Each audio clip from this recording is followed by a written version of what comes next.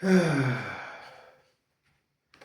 doubt you've noticed that there are a great many books about the Beatles out there. Some are even by the Beatles themselves, like this paving slab sized coffee table book. So why are there so many books about the Beatles? It's a great story. Maybe the best story in rock and roll of a band. Has a most pleasing arc, not too messy, big highs, great characters, and it's a story that bears repeating, and it has been repeated quite a few times. It's one of the first ones. But to do a book like this now, taking the whole story in one modest volume, like this, and like this, and even biographies like this, that tell the soup to nuts story of the band. To do that now would be a little bit redundant, not to say completely insane. That is why I think many books now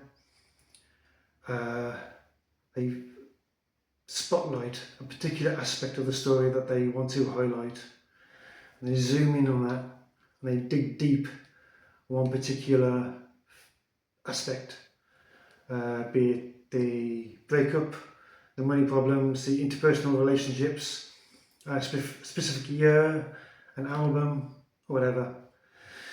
And for me, I think it's the pre-fame period, the up-ramp towards their incredible success. That period for me holds a lot of mystery still. It's the Beatles' dark ages, really, even though we do know a lot. There are some things that are still tantalising out of touch, and it's a dark period illuminated only by the camera of Astrid Kirker. It's a fascinating period to explore. It's when the cultural tectonic plates are beginning to shift, and there's a big social upheaval for the post-war generation, and the Beatles are very much riding the crest of that wave. They, as John Lennon said, in the crow's nest. So 5 years between, let's say, where Paul joined the Quarrymen to the release of Love Me Do. It's only 5 years. It's almost as long as the Beatles' fame period from Love Me Do to Abbey Road. Still quite a long period, and there's a lot in that still to explore.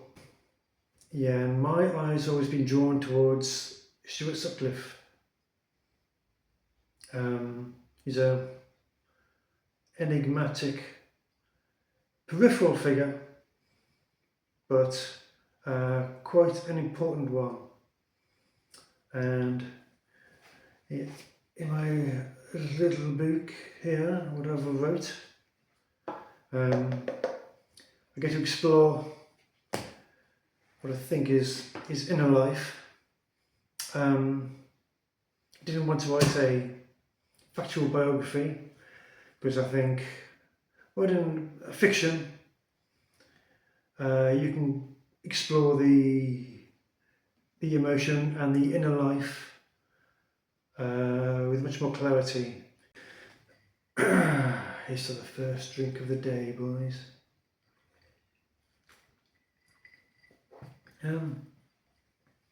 So STUART SUTCLIFFE, we don't have much on him.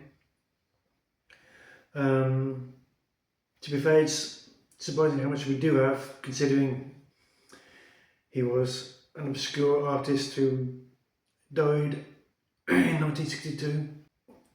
But he is this tragic, enigmatic, ethereal figure that lurks on the fringes of the Beatles story throughout. And he's always there, if you look for him. He's there in those early portraits, and he pops up again. He's on the front cover of Sgt. Pepper's Lonely Hearts Club Band, amid that Technicolor image.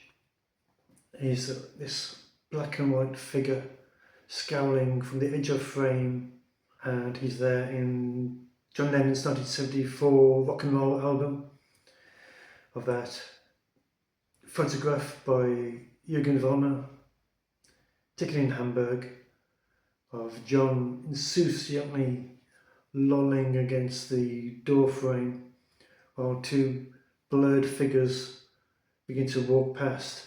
Those figures are, in order, I believe, are George, Paul, and at the very end of the frame, on the end of the cover, is Stuart.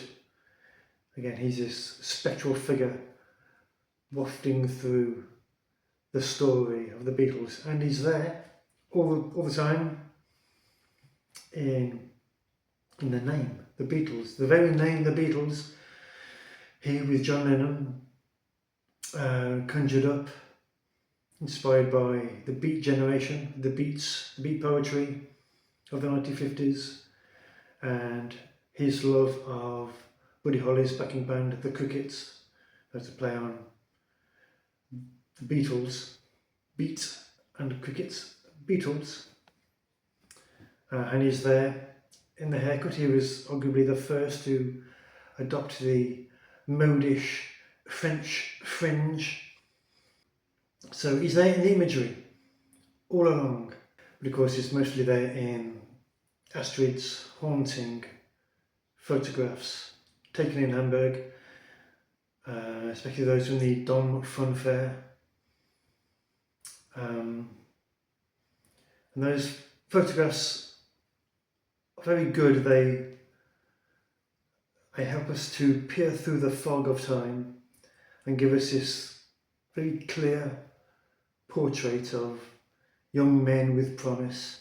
I don't think any band's prehistory has been captured quite so well, quite so vividly as in those portraits, those moody photographs of young men in their quiffs and their leathers, moodily gazing down the camera lens.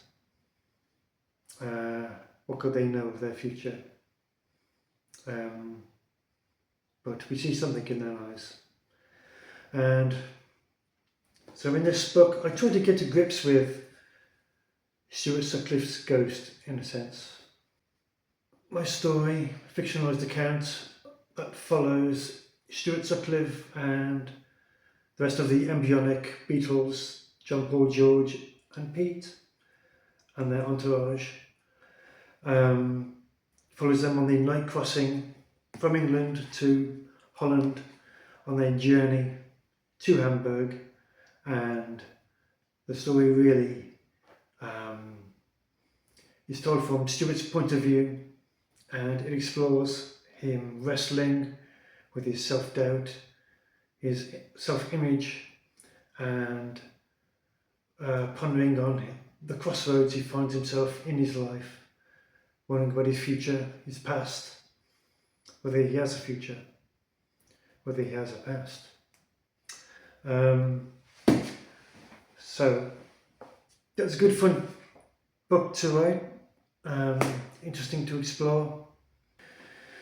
And what I was able to do in writing this bit of fiction was to really try and get behind the image of Stuart Sutcliffe.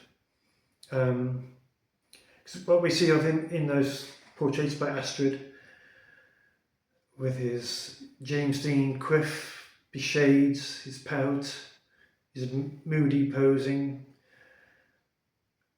amazing imagery, but it is of course a construct.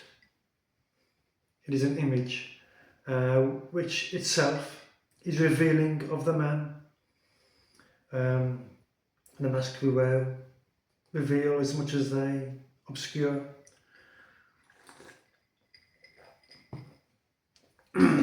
And this book was an attempt to peer behind that mask, to explore the caverns of his mind, to get into his emotions and his thought process, and get to meet the real person behind what little we see of the young artist, the young rock and roller. Who was he? What did he think? What did he feel? What did we know really about him? Not that much, but considering he died aged only 21, we have his letters, we have the Beatles story, we have Astrid's photographs. So we have all this information, but he is still a mysterious figure, an intriguing one, compelling one. So who was the man underneath? That's what I wanted to find out in my book, is out now at a very reasonable price. You see, that's the bargain we're going to strike up. So let's go to my bullet points. Did I research before writing? I didn't do any research before writing. I relied on what was in my memory. I've read a lot of Beatle books, as you can see. There's quite a few around. So I didn't want it to be a strict biography. I didn't want it to rely on full of fact. I wanted to tell a story of a young man, a group of young men.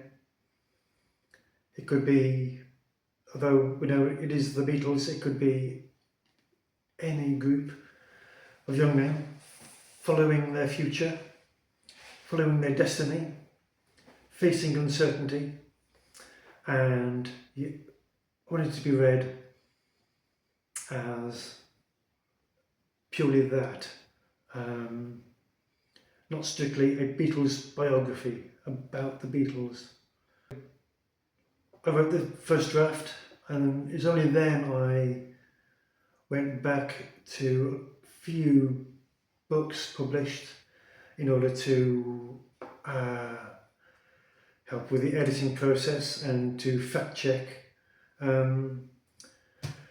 Stuart's sister, Pamela, Pauline, I'll fact check that, wrote a biography about Stuart Sutcliffe. It's not very good, but that does contain some insight that we don't get elsewhere. And I went back to Mark Lewison's magnum opus, The Beatles, all these years, Tune In. What Mark does very well, whatever you think of his book, Mark Lewison has all the receipts. He has all the ticket stubs, he has the leftover bits of toast, not really, but he's a fact checker, so that is very good for the timeline and checking some certain details. What I don't like it actually is the title. All these years, Tune In. I mean, I understand why he didn't go for the obvious route and name his book after a song title, which, you know, I quite agree, Mark. It's name your book after the title of a song shows so little imagination. I mean, can't you think of anything new? Oh. But all these years, Chimney doesn't really evoke the Beatles to me. But it's Mark Lewison, and incredible book. What a guy.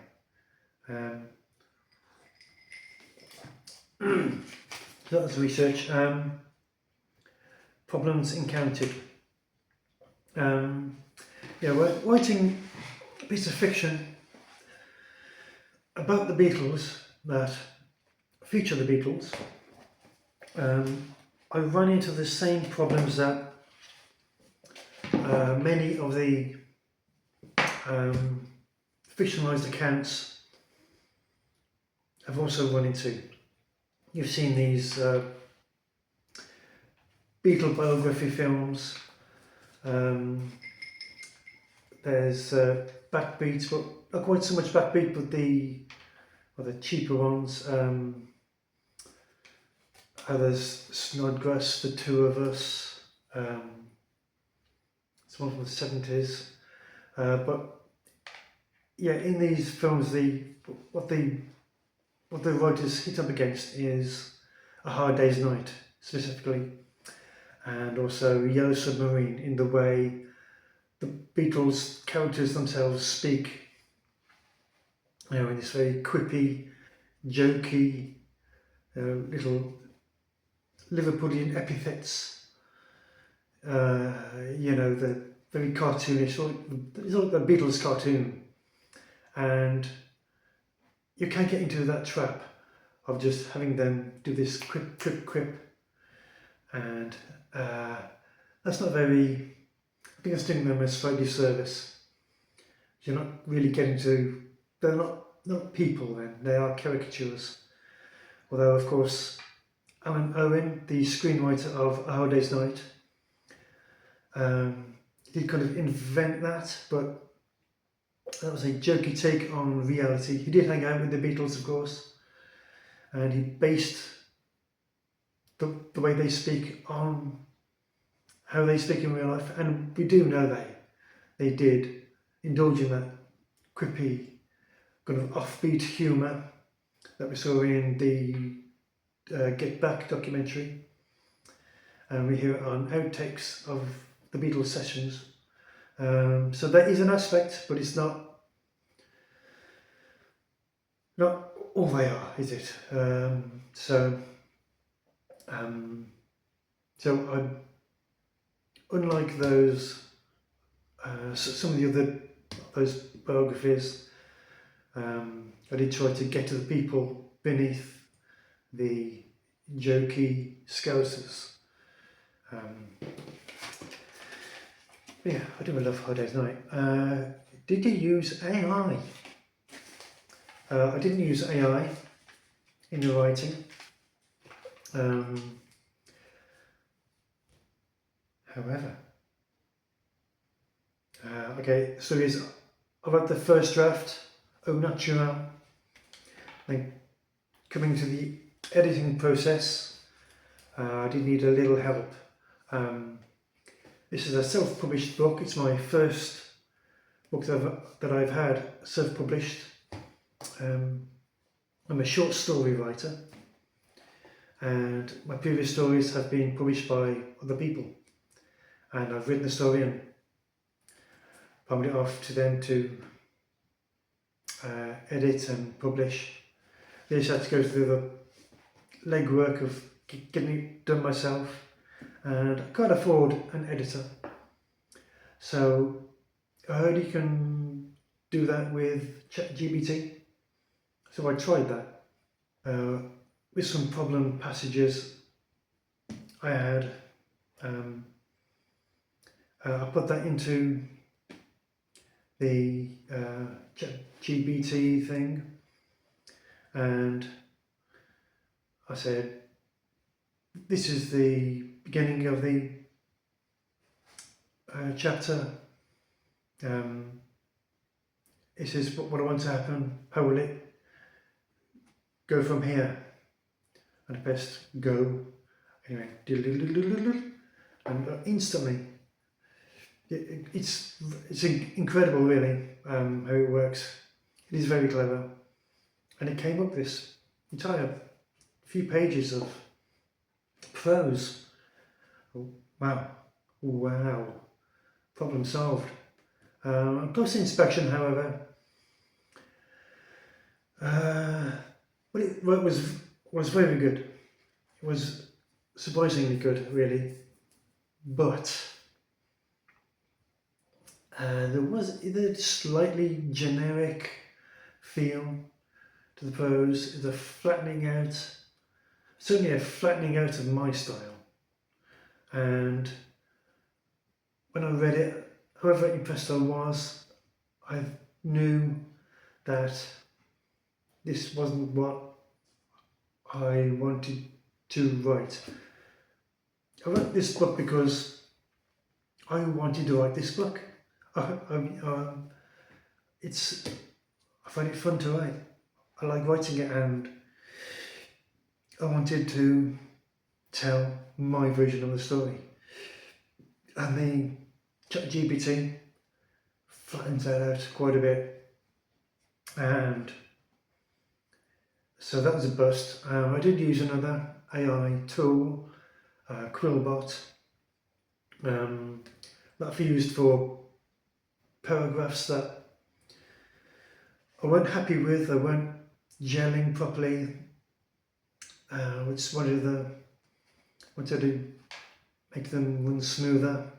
So I put that into this Quillbot thing, picked the paraphrase, and then came up, and thought, wow, it's done it. It's fixed it. Fixed all the problems. And again, on close inspection, what I'd seen it had done essentially. It had taken the first part of the paragraph, put that second, take the second part of the paragraph, put that first, and it swapped out the odd word with sometimes a better word, more interesting coin or phrase, shall we say, but wasn't entirely successful. But the more I used it on sentences and paragraphs that I thought could do with a touch-up, eventually you have to keep pasting it in, running it through, pasting it in again, running it through. It did help a little bit. So overall, I think things like Quillbot and AI tools, they are a tool, like a spell check or a thesaurus. What Quillbot was for me was a souped up thesaurus. It can give you different options that you can accept or reject. So yeah, that was how much I used AI. Only in select parts of the book, just to smooth things out. But I'm too long in the tooth really for AI. I just want to write. I write because I want to write. I don't want to auto-generate a story. It's not fun. I don't want to write it like that. I don't want to particularly read an AI story, so it's all me. Right, what's the last one? I think that's it. So yeah, some other guy, Stuart Sutcliffe and the Beatles head to Hamburg. It's good fun. I think you're a Beatles fan, you'll love it. You, in particular, will love it. It's a good book. This is a good book, and you've got to check it out. It's for sale now on Amazon.com, somewhere on the internet. Forgive me, it's on Amazon for now. It will be on other platforms in the future. Self-publishing is such a headache. Amazon is the easiest at the moment. Available in paperback and ebook, and it's a good price and it's a good read. Good price for a good read. So in summing up, Stuart Sutcliffe. If you're interested in him, this is the book for you. Stuart Sutcliffe was a person once, and now he's a dream. And this is the story of when he was a person. And this is my dream. And it is real. Want to know more? It's Amazon.com. Okay. Thank you for watching. I'll see you around the clubs.